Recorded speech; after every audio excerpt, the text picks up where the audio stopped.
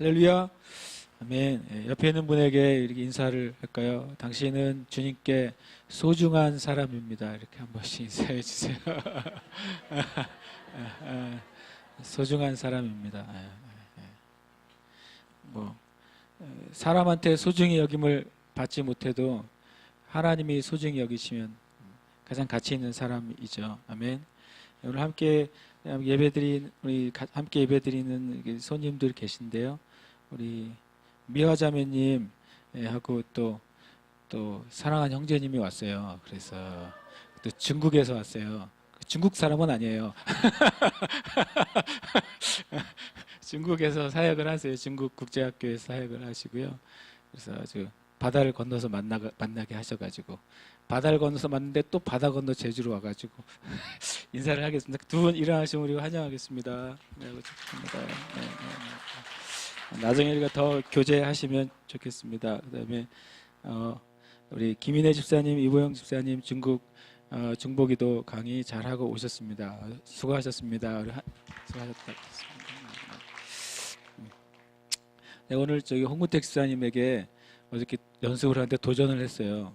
뭐 어차피 항암 중에 머리가 빠져서 다 밀었는데 요즘 트렌드도 미는 건데 모자를 벗으라고 내가 그랬더니 그래도 순종해 주셔가지고 벗고 저도 너무 감사해요. 주님 우리에게 날마다 새해를 행하시고 또 우리를 더 빨리 그리고 또 주님의 방법과 또 초자연적인 방법 우리를 치유하시는 줄 믿습니다. 아멘. 우리가 주님의 모든 치유의 통로를 우리가 믿고 또 주님께 기도해야 되는 줄 믿습니다. 아멘. 네. 오늘 함께 하나님 말씀 나누겠습니다. 사도행전 1장 12절에서 26절 말씀입니다. 우리가 함께 한 목소리로 말씀 읽겠습니다. 제자들이 감람원이라 하는 산으로부터 예루살렘에 돌아오니 이 산은 예루살렘에서 가까워 안식일에 가기 알맞은 길이라. 들어가 그들이 유하는 다락방으로 올라가니 베드로, 요한, 야고보, 안드레와 빌립, 도마, 바돌로메, 마테와 및 알페오의 아들 야고보, 셀료신 시몬, 야고보의 아들 유다가 다 거기 있어 여자들과 예수의 어머니 마리아와 예수의 아우들과 더불어 마음을 같이하여 오로지 기도에 힘쓰더라. 모인 무리의 수가 약 120명이나 되더라. 그때 베드로가 그 형제들 가운데 일어서서 이르되 형제들아, 성령이 다윗의 입을 통하여 예수 잡는 자들의 길잡이가 된 유다를 가리켜 미리 말씀하신 성경이 응하였으니 마땅하도다. 이 사람은 본래 우리 수 가운데 참여하여 이 직무의 한 부분을 맡았던 자라. 이 사람이 불의의 삭스로 밭을 사고 후에 몸이 곤두박질하여 배가 터져 창자가 다 흘러나온지라. 이 일이 예루살렘에 사는 모든 사람에게 알려져 그들의 말로는 그 밭을 아겔다마라 하니 이는 피밭이라는 뜻이라.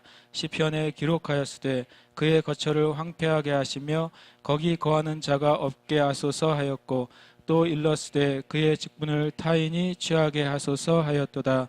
이러므로 요한의 세례로부터 우리 가운데서 올려져 가신 날까지 주 예수께서 우리 가운데 출입하실 때에 항상 우리와 함께 다니던 사람 중에 하나를 세워 우리와 더불어 예수께서 부활하심을 증언할 사람이 되게 하여야 하리라 하거늘 그들이 두 사람을 내세우니 하나는 바사바라고도 하고 별명은 유스도라고 하는 요셉이요 하나는 마띠아라.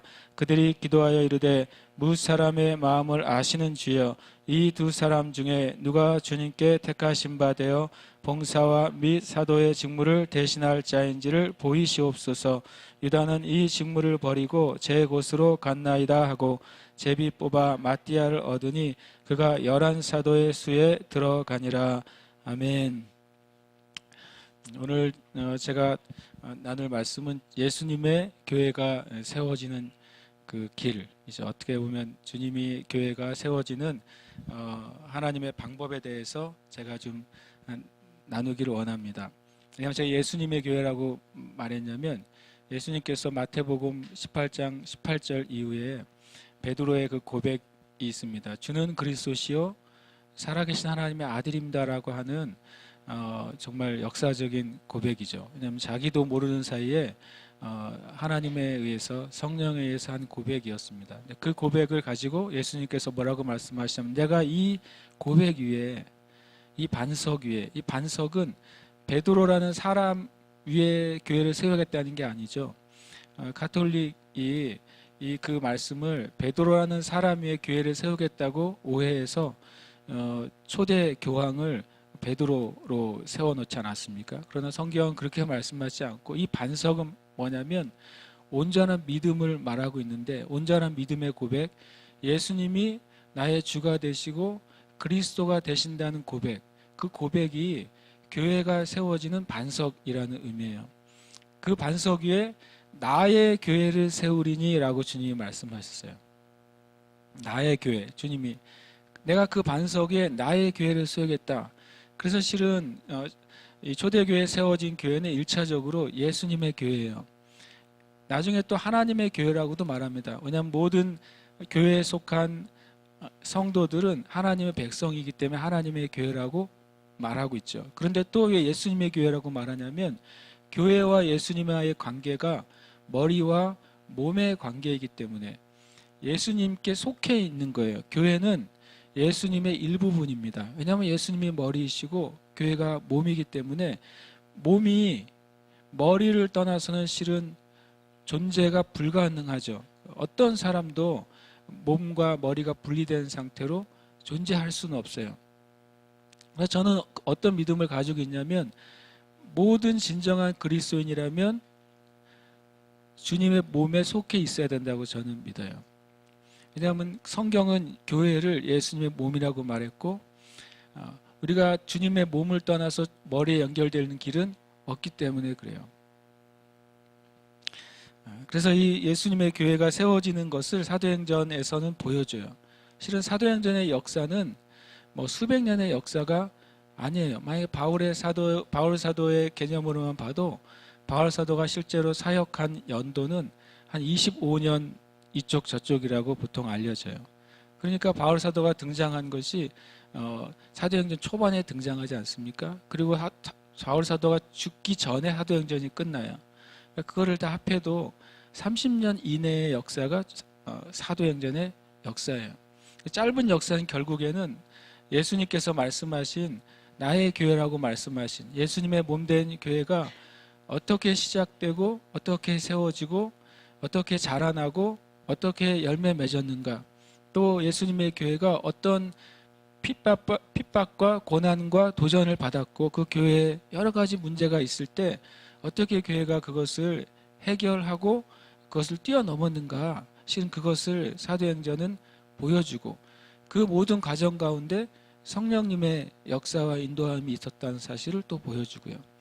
또 그 모든 것이 가능하게 된 이유는 뭐냐면 바로 성령님의 인도하심에 순종했던 사도들과 초대교회 성도들이 있었기 때문에 그걸 가능하죠. 우리가 볼 때는 그런 관점으로 실은 사도행전을 좀 볼 필요가 있습니다. 그래서 정리를 좀 먼저 제가 하면은 첫 번째 예수님의 교회가 세워지는 첫 번째 길은 뭐냐면 예수님의 승천에 증인된 사람들의 모임이 교회의 처음 시작이었어요. 실제로 이 문장 그대로였어요. 예수님이 승천하신 걸 본 사람들로부터 시작됐어요. 예수님이 승천하셨다는 것을 들은 사람들로부터 시작되지 않았고 처음 교회는 실제로 예수님이 승천하신 모습을 봤어요. 그들이요. 그리고 그들이 어떤 명령을 들었냐면 너희들이 예루살렘을 떠나지 말고 아버지께서 너희에게 약속한 성령이 임할 때까지 기다려야 된다고 하는 분부를 들었고 거기 더해서 이제 두 천사가 너희들이 어찌하여 보고 있느냐, 예수님은 너희가 본 그대로 오시리라. 예수님께서 너희가 본 그대로 오시리라는 말을 또 어떤 분들은 잘못 이해해서 예수님이 그 올라가신 그 감람산 거기로 예수님이 내려올 거라고 믿는 사람들이 있어요. 성경은 그렇게 말씀하시지 않았어요. 본 그대로, 이 말은 뭐냐면 너희들이 본 그대로는 보는 방식. 예수님이 어떻게 올라가셨냐면 영광의 구름, 하나님의 영광의 구름에 휩싸여서 올라가셨잖아요. 그래서 주님이 오실 때에도 하나님의 영광과 함께 다시 오실 것이다, 이것이 천사의 메시지였는데 지금도 그 근처에 땅을 사는 사람들이 있어요. 감람산 근처에. 왜요? 주님 오실 때 제일 먼저 내가 맞이하려고. 그렇습니다. 실제로 많은 유대인들이 소원이 뭐냐면 예루살렘 근처에 묻혀지는 거예요. 지금 현대 유대인들도, 예수님을 모르는 유대인들도 예루살렘 근처에 자기의 육신이 장사되기를 원해요. 그 이유는 뭐냐면 그들 가운데 부활을 믿는 많은 유대인들이 있어요. 예수님을 믿지 않더라도. 그들도 부활할 때 유대인들에게 어떤 신기한 생각이 있냐면, 부활하면 어디서 부활하든지 예루살렘으로 모일 거라는 믿음이 있어요. 그럼 예루살렘 제일 가까이서 돌아가셔야, 그리고 묻혀야 부활이 쉬워져요. 그 신기한 무슨 터부 같은 이야기인데도 그런 것이 실은 현대 유대인들에게도 존재하는 걸 보게 돼요. 그러나 예수님의 교회는 예수님의 승천에 증인된 사람들의 모임이에요. 이것은 같은 비전을 품은 사람들의 모임이 주님의 교회의 첫 번째 조건이었어요. 두 번째 조건은 뭐였냐면요, 우리가 오늘 말씀에 있는 내용인데, 함께하는 전심의 기도가 교회가 세워진 두 번째 주님의 방법이었어요. 함께 기도했고 그리고 전심으로 기도했어요. 이것이 예수님의 교회가 세워진 두 번째 조건이었어요. 세 번째 조건은 뭐였냐면 사도적 권위와 부르심이 회복되는 거였어요.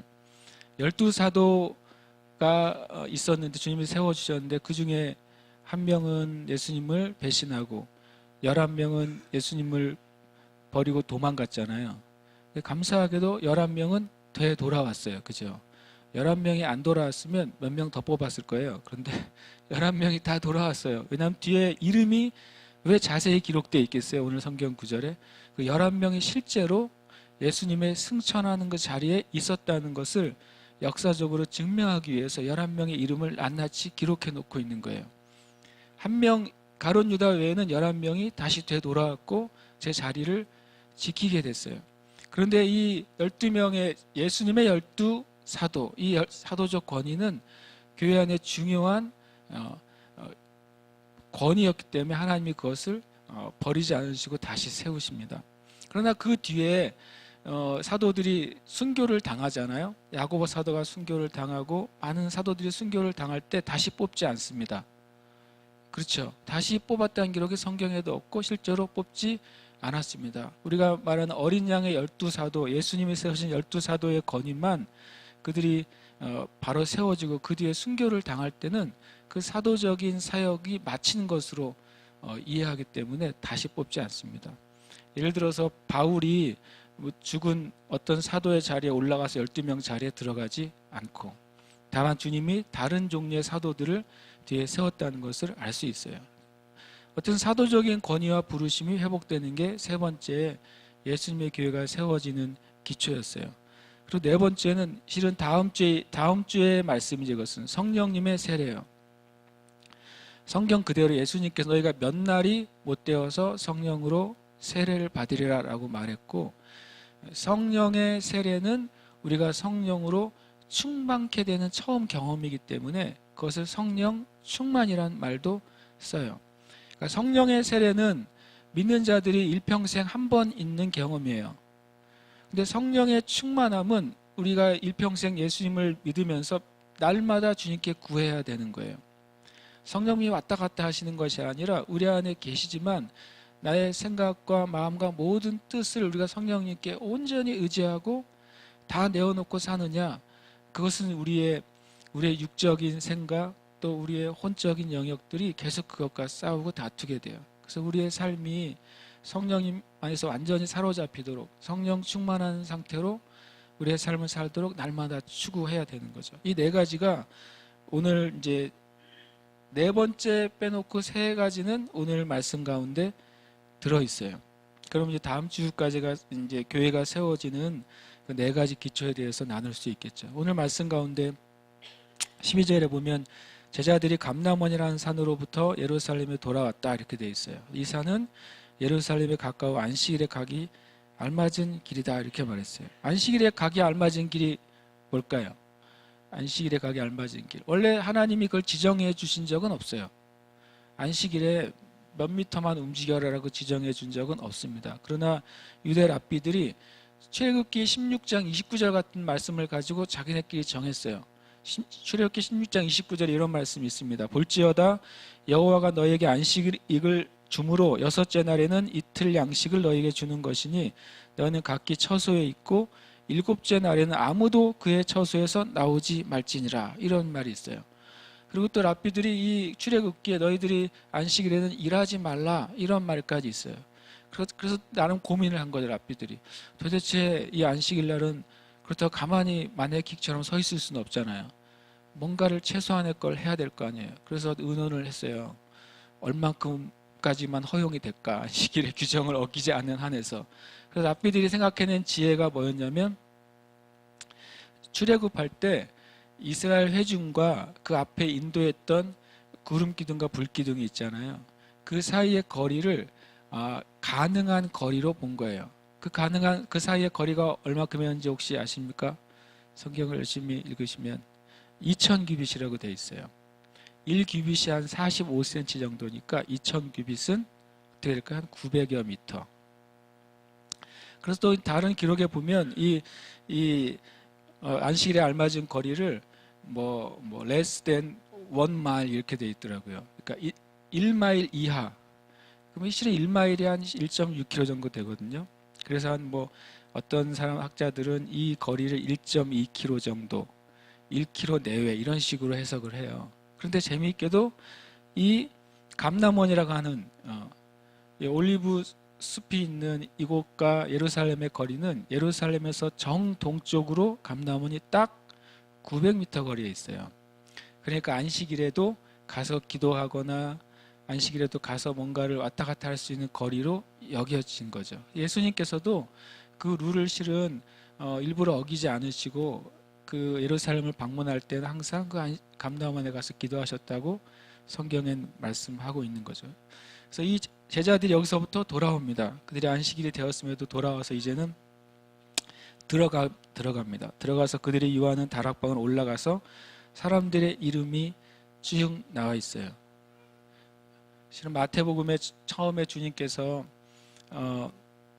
마태복음 10장에 이 제자들을 12사도를 선택하실 때 이름이 나오고 오랜만에 등장하는 이름인데 우리가 모르는 잘 눈에 띄지 않는 이름 둘이 있어요. 이해 잘 모르는 분. 첫 번째로는 이 바돌로메라는 분이에요. 바돌로메라는 분은 예수님께 밤에 찾아왔던 나다나엘이 바돌로메예요. 그리고 또 우리가 잘 헷갈리는 다른 데서 이름과 헷갈리는 분이 한 분 있어요. 뭐냐면 마태복음 10장 3절에 보면 알페오의 아들 야고보와 다데오, 시몬 가르누다 그래요. 여기서 이 다데오가 바로 야고보의 아들 유다가 다데오예요. 다데오. 여기서는 명확하게 이 다데오가 누구인지를 밝혀주기 위해서 야고보의 아들 유다라고 이름을 붙여놨어요.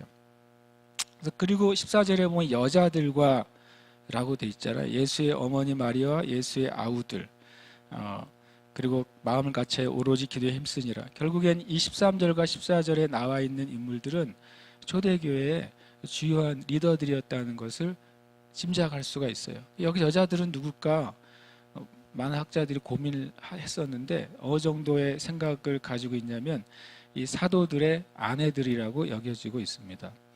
특별한 한두 명의 사도를 빼놓고는 다 결혼을 했기 때문에 사도들의 아내들이 이 여자들이라고 여겨지고 있어요. 베드로도 결혼을 했지 않았습니까? 결혼을 했기 때문에 누가 계세요? 장모님이 있었잖아요. 장모님이 아팠을 때 예수님을 초청해서 장모님을 치유하도록 했던 것도 베드로가 이미 가정을 가지고 있었고 또 일가를 이루고 있었죠. 그러나 성경에 베드로의 자녀들에 대해서는 또 나와 있지는 않아요. 성경에서 필요한 자료만 우리에게 제공해 주시는 것 같아요. 이것이 이들이 모였을 때 전심으로 기도하게 돼요.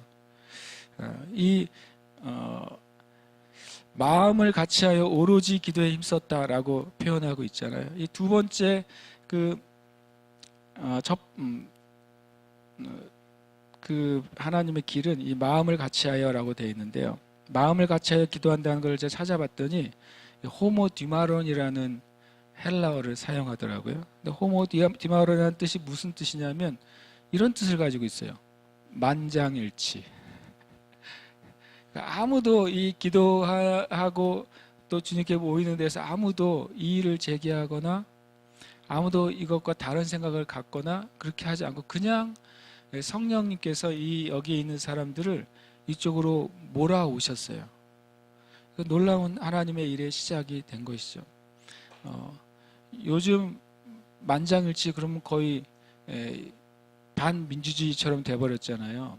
그렇지만 놀랍게도 성경은 민주주의나 반민주주의나 그런 개념이 아니라 온전히 하나님이 다스리는 것을 전제로 하고 있는 거죠. 성령님의 그 은혜가 아니라면 이런 일이 아마 없었을 것입니다.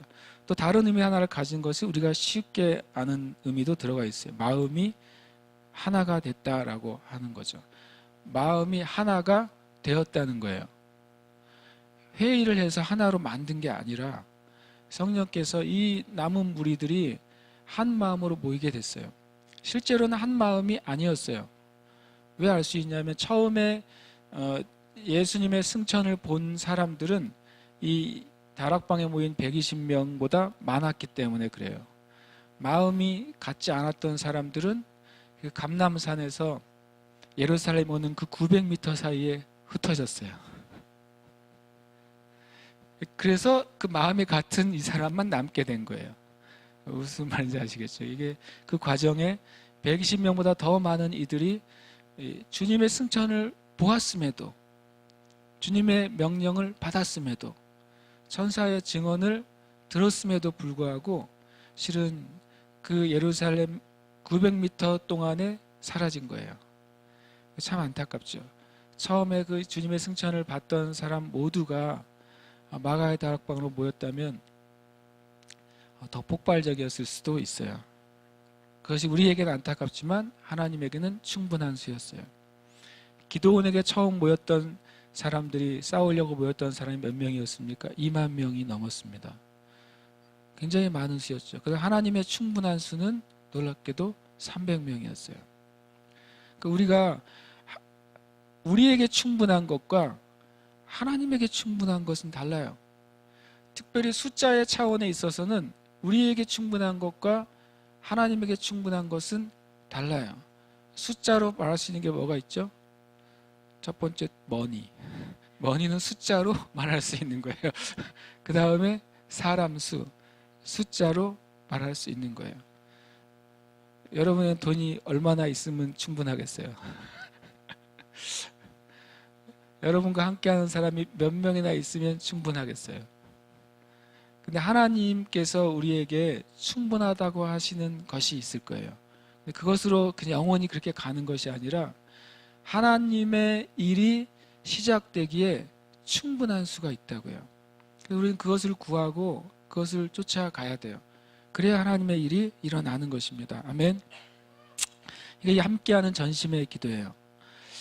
제가 이렇게 이거를 말씀을 준비하면서 주님, 우리 새 예루살렘 교회 속한 모든 형제 자매들 안에 주님이 주시는 비전 안에서 한 마음이 되게 해주세요. 이것은 교회가 세워지는 너무 중요한 기초이기 때문에 그래요. 주님, 우리 교회 안에 함께하는 전심의 기도가 있게 해주세요. 저는 형제 자매들이 많이 기도하고 또 많이 예배하는 줄 믿어요. 근데 우리가 함께하는 전심의 기도가 필요해요. 그것이 이런 영적인 어둠과 또 영적인 도전과 또 하나님이 이루실 부르심을 돌파하고 나갈 수 있는 힘이에요. 15절 16절에 모인 무리의 수가 약 120명이나 되더라 그랬어요. 한글 성경의 표현이 굉장히 뉘앙스가 재밌어요. 그만큼이나 모였다고, 예상보다 많이 모였다는 식의 표현처럼 표현이 되어 있는 것이 굉장히 재밌게 번역을 한 것 같아요. 그때 베드로가 그 형제들 가운데 일어나서 이미 예수님이 승천하신 이후에 어떤 이유에서건 이 120명의 리더가 베드로가 되어 있었어요.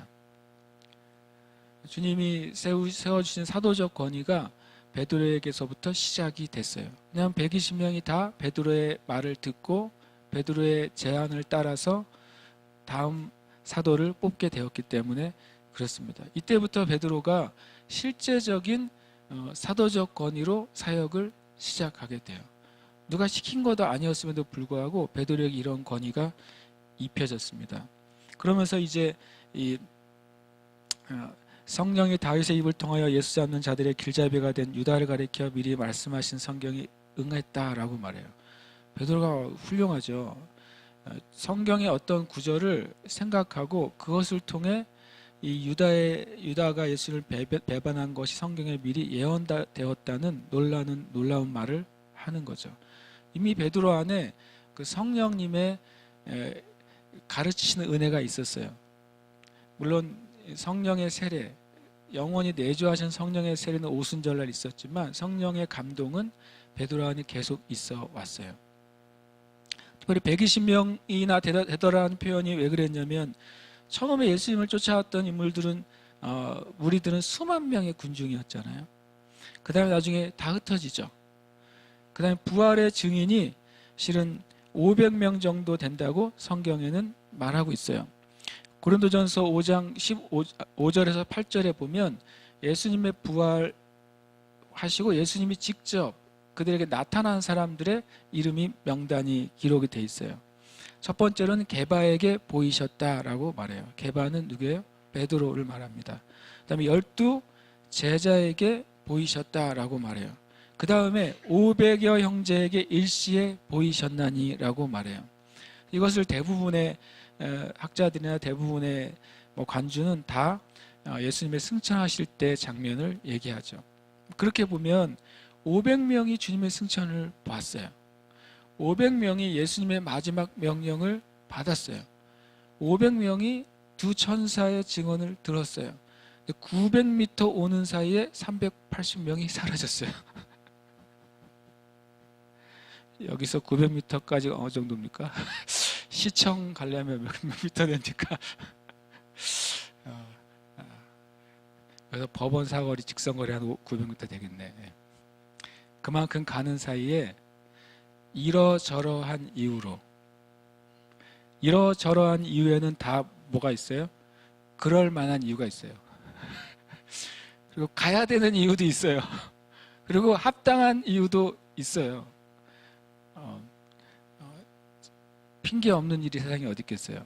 그리고 그것은 또 그 사람에게 합당한 거예요. 그런데 하나님의 큰 비전에서 봤을 때는 그것을 붙잡는 사람만 남게 돼 있어요. 나머지 흩어진 380명이 지옥 갔다는 말이 아니에요. 무슨 말인지 아시겠죠? 그러나 첫 주님의 교회를 세우는 그 영광스러운 일에는 120명만 참여하기 시작했어요. 물론 그 380명은요, 오순절 이후에 3,000명이 주님께 돌아오고 5,000명이 주님께 돌아오고 수많은 제사장들이 돌아오고 예루살렘 전체가 정말 예수교죠. 당시에는 이름이 없었으니까 예수를 그리스도로 고백하는 무리로 그냥 가득 점령이 돼버렸으니까 그 380명도 그 안에 당연히 있었을 것입니다.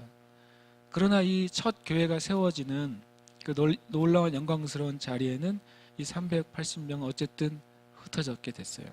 그래서 제가 그런 생각을 해요. 실제로 하나님의 큰 일이 시작될 때 그 자리에 있는 그 역사적인 그 수는 의외로 많지 않은 거죠. 20세기의 대부흥이라고 하는 웨일즈의 대부흥도 12명인가 17명으로 시작됐어요. 웨일즈 시골의 모리아 교회에서 이반 로버츠가 함께 예배했던 그 수요일 날 17명 정도의 수, 그 기록에 남아있죠. 그 아주 작은 수로부터 시작해가지고 역사상 가장 위대한 부흥이 불이 당겨졌어요.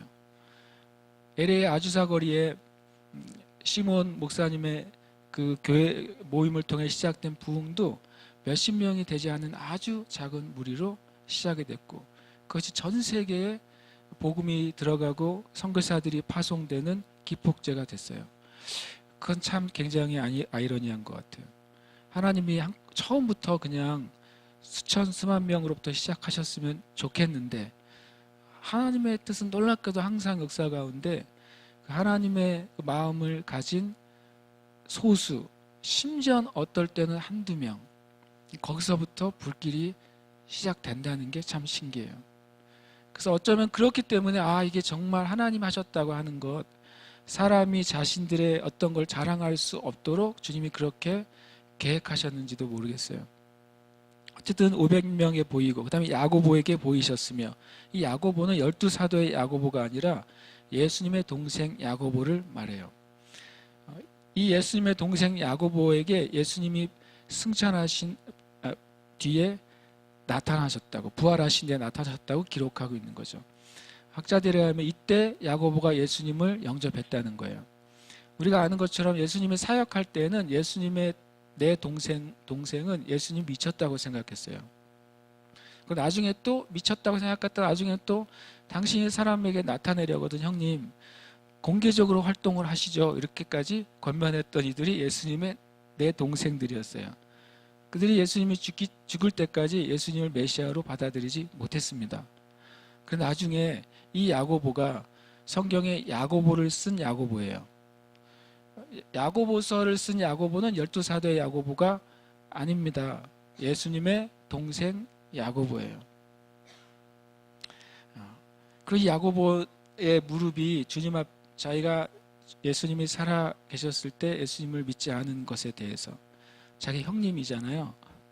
형님임에도 자기의 눈이 어두워서 예수님을 이렇게 따라가지 않고 순종하지 않은 것에서 많이 평생을 회개했대요.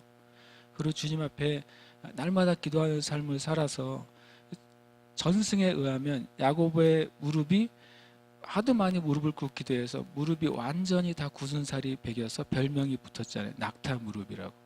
낙타 무릎이라고 하는 기도의 무릎은 이 야고보 사도죠. 예수님의 동생 야고보 사도를 통해서 이런 이름이죠. 왜냐하면 자기의 형을, 죽은 형을 다시 부활한 형을 만났어요. 야고보가.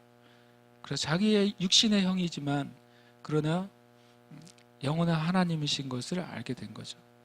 이거 참 놀라운 일이죠. 그리고 모든 사도에게와 맨 나중에 만삭되지 못하여 난 자 같은 나, 누구죠? 이 바울 사도에게 보이셨다라고 하는 이 바울 사도의 증언을 통해서 이 500명이 부활의 승천의 자리에 있었다는 것을 우리가 알 수 있게 돼요. 그리고 이 보면은 이제 그 유다에 대해서 말하고 있잖아요. 유다가 주님을 배신하는 것이 성경에 나와 있다라고 베드로가 말을 했는데 그게 성경에 어디에 나오냐면 이 말씀에 나와요. 그러니까 16절에서 베드로가 성령이 다윗의 입을 통하여 예수 잡는 자들의 길잡이가 된 유다를 가리켜 미리 말씀하신 성경, 이렇게 표현하고 있죠. 그 성경은 시편 41편 9절에 보면 이런 표현이 있어요. 내가 신뢰하여 내 떡을 나눠 먹던 나의 가까운 친구도 나를 대적하여 그의 발꿈치를 들었나이다. 이 발꿈치를 들었나이다는 표현이 뭐냐면 나를 보고 있다가 발꿈치를 들고 뒤로 돌아갔다는 소리예요. 이게 유대의 시적인 표현, 배신에 대한 표현이 이거예요. 발꿈치를 들었다. 우리나라식 표현은 뭘까요? 우리나라식 이렇게 표현합니다. 뒤통수를 쳤다, 이렇게 표현합니다. 전혀 이 사람이 나를 배신할 줄 몰랐는데 뒤통수를 맞은 거죠. 이게 배신이죠. 이 시편의 고백처럼 똑같이 놀랍게도 예수님을 배신한 자도 예수님과 함께했던 제자였고, 예수님을 끝까지 목숨을 걸고 따라갔던 자들도 예수님과 함께했던 제자들이었어요. 실제로 여러분과 저의 삶에는 여러 사람들이 있어요. 그중에 여러분을 떠나는 이도 있고 끝까지 여러분과 함께하는 이도 있고, 어떤 사람은 떠났다가 다시 돌아오는 이도 있어요. 중요한 건 우리의 태도예요. 예수님과 함께 있었던 제자들도 있었지만 떠나는 사람들도 있었고, 예수님께 나왔던 수많은 군중도 있었지만 예수님께서 진리를 말씀하실 때 진리를 받지 못하고 다 떨어져 나간 수많은 군중도 있어요. 예수님이 예루살렘에 입성하실 때에 호산나 다윗의 자손으로 오시는 이여 라고 외쳤던 군중들도 있었지만 그 주 안에 일주일 안에 예수님을 십자가에 못 박으소서 하고 배신했던 수많은 군중이 있었어요. 또 심지어 예수님이 밤새도록 기도하시고 하나님의 뜻 가운데서 선택한 12제자 가운데 한 사람 예수님을 정말 돈을 주고 팔아버렸어요. 근데 예수님의 태도는 성경에 이렇게 한 줄이 나와 있습니다. 유다가 예수님을 팔던 그날 밤에 예수님에 대한 태도를 성경에 이렇게 기록합니다. 예수님께서 제자들을 끝까지 사랑하시니라 이렇게 되어 있어요. 유다가 이미 예수님을 팔려고 한다는 사실을 예수님이 아셨음에도 불구하고 끝까지 사랑하셨다. 여러분, 우리의 삶에 우리를 떠나는 일도 있고 또 돌아온 일도 있고 여러 가지 사람이 있지만 우리가 주님 앞에서 지켜야 될 태도는 딱 하나인데요. 하나님의 마음으로 사랑하는 거예요. 그렇게 할 때 하나님이 가장 선하고 그리고 가장 좋은 열매를 우리에게 주실 거예요. 예수님도 그러셨고 또 우리에게 이렇게 하려고 보여주시는 것이죠. 17절에 보면 이제 이렇게 이 가룟 유다에 대해서 굉장히 자세한 기록이 나와 있어요. 이 사람은 본래 우리 수 가운데 참여하여 우리의 직무의 한 부분을 맡았던 사람이다 이렇게 말씀하고 있어요. 근데 이 사람은 불의의 싹수로 밭을 사고 후에 몸이 곤두박질하여 배가 터져 창자가 다 흘러나왔다. 어떻게 보면 좀 불필요한 설명 같기도 해요.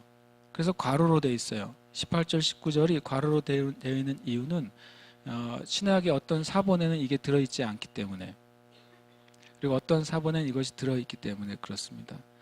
근데 이것을 이제 주님 성령께서 최종적으로 우리가 있는 성경에 들어오게 있게 하신 이유가 뭘까?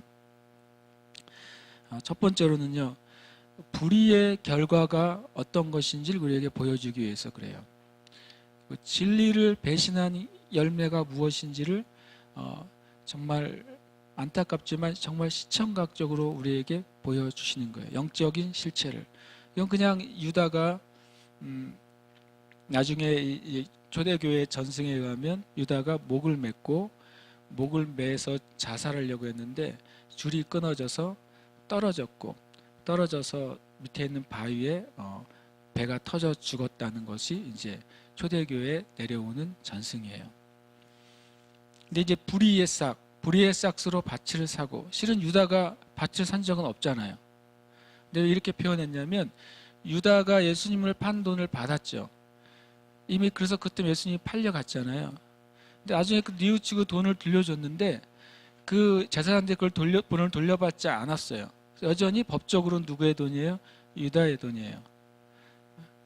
유다가 죽었음에도 유다의 돈이에요. 그 돈을 가지고 제사장들이 토기장의 밭을 산 거예요. 토기장의 밭은 무엇을 의미하냐면 토기장이들이 진흙을 굽게 해서 진흙을 캐내는 것이 토기장의 밭이에요. 근데 거기를 왜 언제 무덤으로 쓰냐면 쓸 수 있는 진흙을 다 꺾여내면 그 밭은 어떻게 돼요? 쓸모가 없어져요. 그 쓸모없는 토기장의 밭, 더 이상 그릇을 생산할 수 있는 흙이 없는 그런 밭을 이제는 사서 나그네들이 죽은 나그네들, 연고가 없는 시신들을 묻는 밭으로 사용한 것이죠. 그래서 유다가 판 값으로 샀기 때문에 성경은 불의의 싹스로 밭을 사고라고 말했어요. 이제 이 세 가지 표현이 중요해요. 몸이 곤두박질하여. 언어의 표현은 뭐냐면 머리로부터 떨어졌다고 하는 거죠. 떨어질 때 거꾸로 떨어졌다고 하는 거예요. 그리고 배가 터졌다라고 하는 표현. 원어의 표현은 뭐라고 되어 있냐면 그의 중심이 터졌다 이렇게 되어 있어요. 그 다음에 창자가 다 흘러나왔다. 그 속에 있는 참 좀 그렇지만 내장이 흘러나왔다고 표현하고 있어요. 이것을 왜 이렇게 썼을까요? 성경이 이런 것을 쓸 때는 실은 우리에게 영적인 메시지를 주기 위해서 그래요. 먼저 머리로 떨어졌다고 하는 것은 불의의 결과는 영적인 타락을 의미한다는 것을 보여주기 위해서 그래요. 우리의 머리가 떨어져 버렸어요. 머리로부터, 그것은 영적으로 완전한 타락을 했다는 것을 말합니다. 가룟 유다가 단순히 아주 순간의 변심으로 예수님을 팔아넘겼다면 그건 정말 순간의 실수죠. 그래서 그렇지 않다는 거예요. 다윗의 영이 다윗이 아니죠. 유다의 영이 타락했기 때문에 이 일이 벌어졌다는 것을 보여줘요. 두 번째로 배라고 되어 있는데 원래 미들이라고 되어 있어요. 사람의 몸의 가운데 부분이 터졌다. 그것은 중심을 의미해요. 성경에 있어서 배는 무엇을 의미합니까? 배는 우리의 영을 의미합니다. 예수님께서 내게 오는 자는 목마르지 않을 것이고 또 내게 오는 자는 그 배에서 생수의 강이 흘러나오리라. 그것은 성령의 충만함을 의미해요. 심령 안에, 우리의 영혼 안에 성령이 충만하게 샘솟는 것을, 성령의 생명력이 샘솟는 것을 그 배에서 생수가 나올 거라고 말했어요. 그 생수가 나와야 되는 그 생명의 근원이 파괴된 거예요. 그건 뭐예요? 돌이킬 수 없게 된 거죠. 창자가 흘러나온다. 성경에서 창자, 우리나라하고도 마음이 좀 통해요. 뭐냐면 정말 괴로울 때 뭐가 녹는다 그래요? 이 창자가 끊어지는 고통이라고 말을 합니다. 실은 놀랍게도 히브리어에도 마음이란 단어와 쓸개 내지는 창자하고 단어가 같이 혼용됐었어요. 그러니까 이 사람의 마음이 터져버린 것이죠. 그의 감정, 그의 의지, 그의 모든 면들이 다 제자리에서 떠나간 거예요. 이것이 우리가 불의를 선택할 때, 하나님의 뜻이 아니라 하나님의 뜻이 아닌 불의를 선택할 때 우리의 삶에 일어날 수 있는 결과들이에요.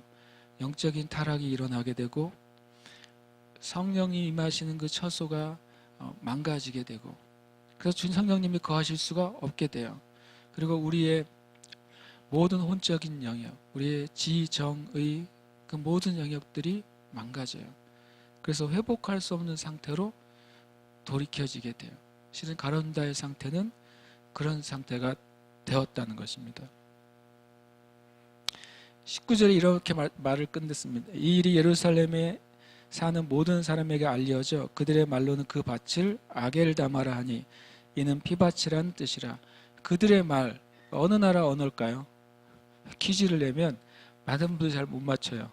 히브리어라고 말하는 사람이 있어요. 아겔다마는 히브리어가 아닙니다. 그러면 로마 사람들이 쓰는 헬라였나? 헬라어도 아닙니다. 아켈다마는 아람어예요. 그들이 사용한 그들의 말로 이렇게 말했어요. 실제로 예수님 시대에 사람들의 대화는 참 미안하게도 히브리어로 안 했어요. 아람어로 대화를 했습니다. 아람어로. 예수님이 성경을 읽으셨을 거 아닙니까? 예수님이 어느 성경을 읽었을 것 같습니까? 히브리어 성경 읽지 않았습니다. 그래서 저는 히브리 성경 막 얘기하는 분들 얘기 들으면서 굉장히 웃을 때가 있어요. 예수님은 아람어 성경을 읽으셨어요. 엘리 엘리 라마 사박다니, 이거 히브리어가 아니라 아람어예요. 달리다굼, 히브리어가 아니라 아람어예요. 그냥 그게 평상시 언어였어요. 그 아겔다마 뜻이 피밭이라는 뜻이에요. 그 밭에 피가 뿌려졌다는 거죠. 이것은 무엇을 의미하냐면 우리의 피는 생명을 의미해요. 그죠? 생명이 쓸모없는 땅에 뿌려진 거예요. 그것은 길에 쏟아진 피, 길에 쏟아진 생명은 헛된 것입니다. 피가 어디에 쏟아져야만 의미가 있죠? 그것은 주님의 제단이에요. 모든 희생제물의 피는 주의 제단에 뿌려질 때만 효력을 발휘해요. 그래서 우리의 생명, 여러분의 생명, 여러분의 피 어디에 쏟아야 되겠습니까? 어떤 사람들은 우리의 그 삶의 생명을 주님의 제단, 주님의 그 예배의 자리에 쏟지 않고 직장의 생명을 쏟아요. 어떤 사람은 당신의 개인적인 미래에 생명을 다 바쳐요. 그러나 그리스도인은 주님의 제단에 자신의 생명을 쏟는 사람들이어야 돼요. 여러분과 저의 삶 가운데 여러분의 모든 가장 중요한 생명을 어디다가 써야 되겠습니까? 그것은 주님께 써야 돼요. 그렇게 될 때만 생명을 살릴 수 있어요. 주님의 제단이 아닌 곳에 뿌려지는 우리의 삶의 생명은 실제로 아무 열매를 얻지 못해요. 그래서 실은 유다는 이 두 구절을 통해서요, 완전한 타락, 완전한 실패, 그리고 완전한 심판을 우리에게 보여주는 거예요. 그것이 무슨 뜻인지를 우리에게 보여주고 있습니다. 시편에 이것을 이렇게 말합니다. 그의 거처는 황폐하게 하며 거기 거하는 자가 없게 하소서. 또 그의 직분을 타인이 취하게 하소서. 시편 어디에 나와 있냐면 한 구절에 나와 있는 게 아니라 두 구절에 이 나와 있는 시편을 이 베드로가 한꺼번에 이어서 인용합니다. 베드로가 엄청난 메신저가 됐어요. 주님이 승천하신 이후에 구약을 예수님처럼 자유자재로 인용해요. 첫 번째 인용은 이거예요. 시편 69편 25절에 그들의 거처가 황폐하게 하시며 그들의 장막에 사는 자가 없게 하소서. 하나님의 대적자들을 향한 실은 굉장한 큰 영적인 저주예요. 다음 시편 109편 8절에도 그의 연수를 짧게 하시며 그의 직분을 타인이 빼앗게 하시며, 그것도 주님의 대적자들에 대한 다윗의 저주예요. 영적인 저주죠. 이것이 놀랍게도 이 가룟 유다에게 나타났다고 말하는 것이죠. 세 가지가 나타났어요. 예수님을 배신하고 진리를 배신한 대가가 너무나도 참혹했어요. 왜냐하면 하나님의 약속은 뭐냐면 광야를 천국으로 바꾸시겠다는 거예요. 광야에도 강을 내겠다는 게 하나님의 약속이잖아요. 그런 놀랍게도 주님을 배신할 때의 결과는 첫 번째는 그 거처가 황폐하게 될 것이다 라고 하는 것이죠. 그 거처가 황폐하게 되는 것, 우리가 실제로 어느 자리에 머물 수 없게 되는 것, 그것은 영적인 나그네의 삶 가운데 들어가는 거예요. 첫 번째 살인을 했던 가인에게 주어진 벌이 뭔지 아시죠? 그가 방랑자가 될 거라는 메시지예요. 이 가인이 그것이 얼마나 큰 벌인 줄 알고 자기에게 주어진 벌이 너무 중하다고 그랬어요. 원의 의미는 쉼이 없는 삶이에요. 거처가 황폐하게 되는 것은 자기가 머물 곳이 없기 때문에 영적으로 끊임없이 방랑하는 상태로 떠돌게 되는 것을 의미합니다. 진리를 우리가 배신하면 우리가 머물 곳이 없어져요. 그럼 우리 영적인 방황이 시작되는 거예요. 두 번째로 거하는 자가 없게 될 것이다 라고 말해요. 그들의 처소에 거하는 자가 없게 될 것이다. 그래서 함께하는 자가 없을 것을 말하는 것입니다. 우리의 삶 가운데 영적인 벗과 영적인 동지가 없는 것만큼 참 외로운 게 없어요. 그리고 세 번째로 그의 직분을 타인이 취하게 될 것이다. 하나님이 우리에게 주시는 것은 영원합니다. 아멘. 근데 우리가 그것을 던져버릴 수는 있어요. 하나님 우리에게 주시는 것은 영원한 거예요. 근데 우리가 그것의 소중한 것을 모를 땐 우리가 그것을 던져버리고 포기할 수 있어요. 야곱에게 주어진 장자의 권리는 영원한 것이었어요. 에서에게 주어진 장자의 권리는 영원한 것이었어요. 그가 그것을 가볍게 여겨서 야곱에게 넘기지 않으면 영원한 에서의 권리예요. 근데 그가 그것을 포기했어요. 그래서 빼앗기게 됐어요. 저는 저와 여러분이 하나님께서 주신 그 인생의 부르심을 포기하지 않기를 축복해요. 지금 내가 다 이루지 못하더라도, 지금 내가 그 주님의 부르심의 자리에 온전히 가 있지 못하더라도 최소한 이런 생각은 가져야 돼요. 나는 못 먹어도 마귀에게는 안 줄 거야. 저는 그런 마음이 있어요. 그래, 내가 다 못 이뤄도 마귀야 너에게 빼앗기지는 않을 것이다. 내가 이것을 죽기까지 가지고 있으면 주님은 또 이 일을 하나님의 또 다른 사람을 통해서라도 이루실 것이다. 하나님의 전을 세우려고 하는 정말 간절한 갈망은 다윗에게 있었어요. 그래서 실은 성경에 보면 왜 자꾸 다윗의 성전이라 그럴까요? 솔로몬이 지었는데. 성경에 그런 문장이 많아요. 지은 건 솔로몬인데 다 다윗의 전이라 그래요. 왜 그러냐면 다윗이 성전을 이미 마음에서 다 지어버렸어요. 그리고 성전을 짓기 위한 모든 재료와 필요를 다 준비해 놨어요. 근데 다윗이 자기 인생에서 주님이 넌 안 돼 그랬어요. 그때 다윗이 부르심을 포기하지 않았어요. 끝까지 갖고 있습니다. 죽을 때까지. 죽으면서 솔로몬에게 성전의 평면도를, 하나님이 보여주신 평면도를 전달합니다. 그래서 부르심이 솔로몬 때 나타나요. 그러나 성경은 그것을 누구의 성전이라고 말해요? 다윗의 전이라고 말하는 거예요. 조금 이상한 표현일지 모르지만 여러분, 우리의 삶이 닿을 때까지 우리에게 주신 주님의 부르심이 완수가 안 될지라도 마귀에게 주지 마십시오. 마귀에게 주지 말고 다음 세대에게 주십시오. 하나님이 그걸 이루실 것입니다. 예. 실은 놀랍게도 이 유다는 그것을 뺏겼어요. 그러고서 이제 사도를 세웁니다. 처음이어서 마지막으로 거리 난 사도를 세우는 자리예요. 그러면서 이제 계속 실은 베드로 사도가 하는 말입니다. 이러므로 요한의 세례로부터 우리 가운데서 올려져 가신 날까지 주 예수께서 우리 가운데 출입하실 때 항상 우리와 함께 다니던 사람 중에 하나 그랬어요. 12사도의 조건은 명확합니다. 세례 요한의 사역 때부터 시작해서 예수님의 승천까지 같이 있던 사람이에요. 이것은 어린 양의 12사도의 조건이에요. 뒤에 일어난 사도들, 바울이나 바나바나 디모데, 이런 사도들, 고린도 전서나 후서에 보면 우리가 사도다라고 표현할 때 바울, 디모데, 실루아노 이런 사람들이 같이 얘기할 때 바울 사도가 우리가 사도다라는 표현을 써요.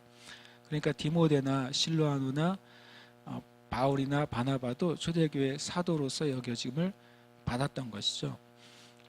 그러나 어린 양의 12사도, 예수님의 12사도의 조건은 이것이 정확한 조건이에요. 이것은 변하지 않고 이것을 대신할 사람이 없어요. 그리고 그들의 사역은 뭐냐면 예수님의 부활을 증언하는 거예요.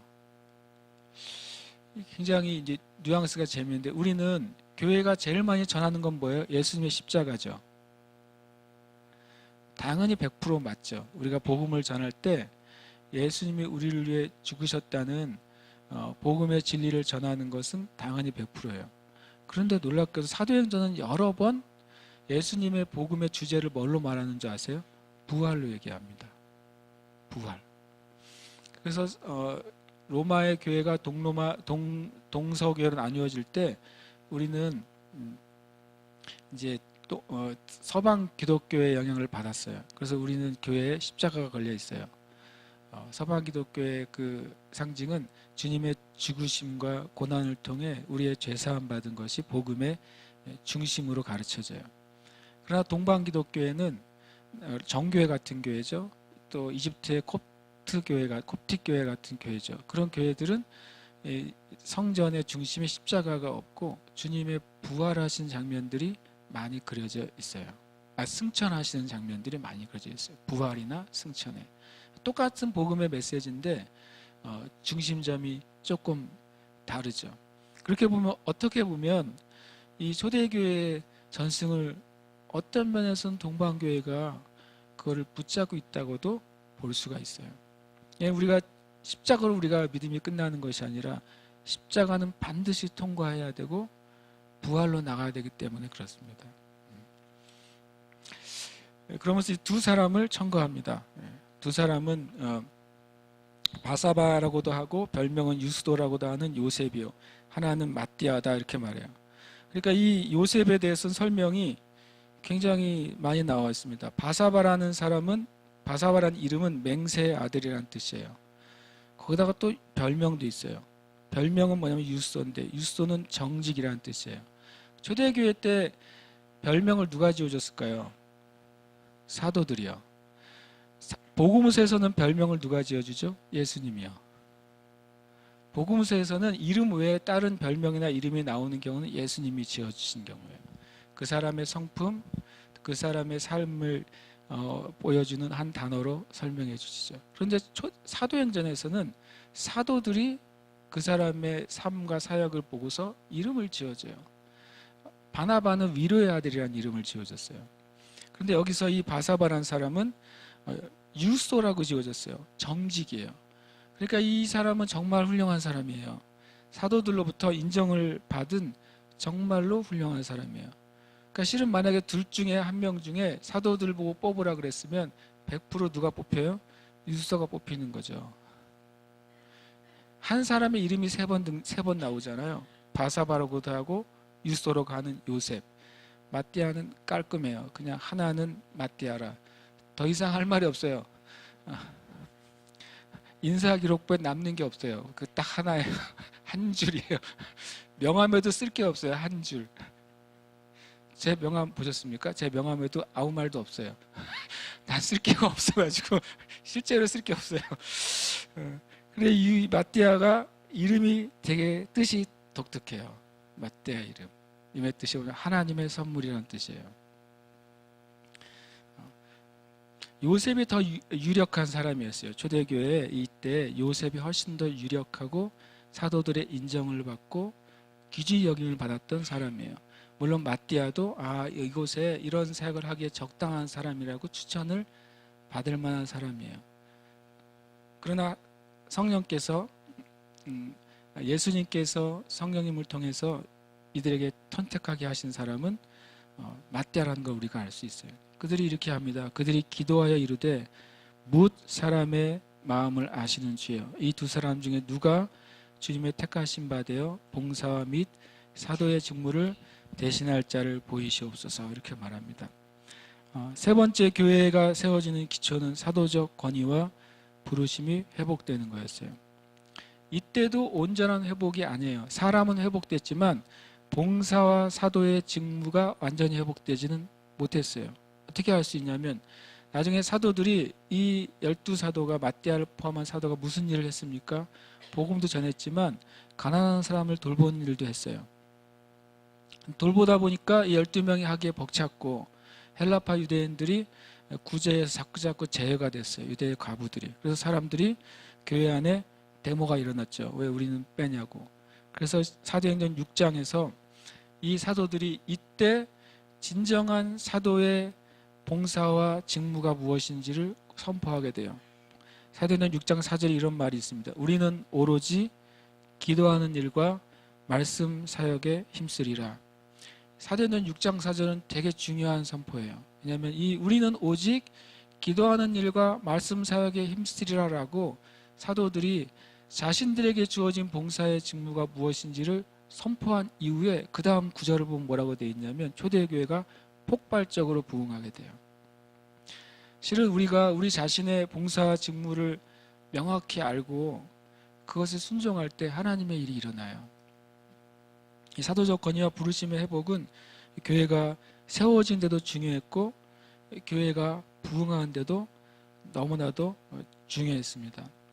마지막으로 26절에 제비 뽑아 마띠아를 얻으니 그가 11사도의 수에 들어갔다라고 말씀하고 있어요. 두 단계를 거쳐서 사도가 뽑혀지죠. 첫 번째로는 회중들이 추천해요. 그 다음에 다 함께 기도합니다. 그 다음에 뭐예요? 그 다음에 제비를 뽑았어요. 우리 감리교회에서 지금도 또 제일 높은 분 때문에 문제가 생겼는데 어떤 분들이 이런 제안을 했어요. 감리교회 이 감독회장을 뽑을 때 각 연회마다 추천을 합시다. 추천을 해가지고 추천한 사람들이 한 3일 금식을 합시다. 그 다음에 제비를 뽑은 사람을 주님이 뽑으신 사람으로 알고 그분이 감리교회 대표가 됩시다라고 하는 엄청 개혁적인 주장을 어떤 분들이 하셨어요. 단칼에 잘렸어요. 그래서 제가 우리가 아직 사도행전에 사도적인 교회가 되기가 멀었나 보다, 이 세대는. 그게 100% 옳은 건 아니지만 그냥 마음이 아프더라고요. 그러나 이 초대교회는 어쨌든 이렇게 했습니다.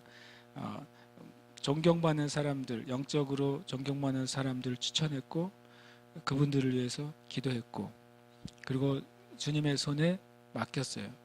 그리고 뽑혀진 사람을 존중하고 사도로서 섬겼어요. 조금 전에 나눈 것처럼 다 아는 사람들에 의하면 이 요셉이 훨씬 더 유력했지만 놀랍게도 주님의 손은 마띠아를 세우신 거예요. 우리가 하나님 나라에서 누가 세워지느냐 참 우리에게 관심이 많지만 그러나 하나님의 손에 있어요. 처음에 시작한 것 할 때도 말씀드렸지만 우리가 생각하는 충분한 요소가 뭐겠습니까? 우리가 생각하는 충분한 숫자가 몇 명일까요? 우리가 생각하는 충분한 재정이 얼마겠어요? 우리가 생각하는 충분한 조건이 뭐겠어요? 그러나 교회가 정말 주님 안에서 세워지려면 우리의 마음을 온전히 드리고 성령님께 맡겨야 돼요. 그리고 성령님이 하시는 일에 우리가 항상 예스 해야 돼요. 아멘 할 때 하나님의 일이 일어날 줄 믿습니다. 함께 이 시간 기도하겠습니다. 내가 시간 기도할 때 하나님 우리 안에 주님께서 이 주님 예수님의 교회 믿음의 반석 위에 세우시는 예수님의 교회처럼 우리 자신이 먼저 교회로 세워지게 해주시고 또 이 주님의 몸된 교회가 그 예수님의 온전한 교회로 세워지게 하여 주시옵소서. 우리 가운데 주님으로부터 이 땅과 이 교회를 통해 이루실 주님의 부르심에 주님 우리가 한 영이 되게 하시고 우리가 주님 앞에 온 마음으로 함께 기도하게 하시고 하나님 교회 안에 세우신 하나님의 권위가 세워지는 교회가 되게 하시고 무엇보다 주님 성령의 강력한 임재와 성령의 다스림 안에 교회가 전진할 수 있게 하여 주시옵소서. 우리 같이 합심해서 기도하겠습니다. 살아계신 주님, 주님의 이름을 찬양합니다. 우리 가운데 행하신 것을 인하여 감사하고 앞으로 행하실 것을 인하여 감사합니다. 내 안에 행하신 주님의 은혜를 인하여 감사합니다.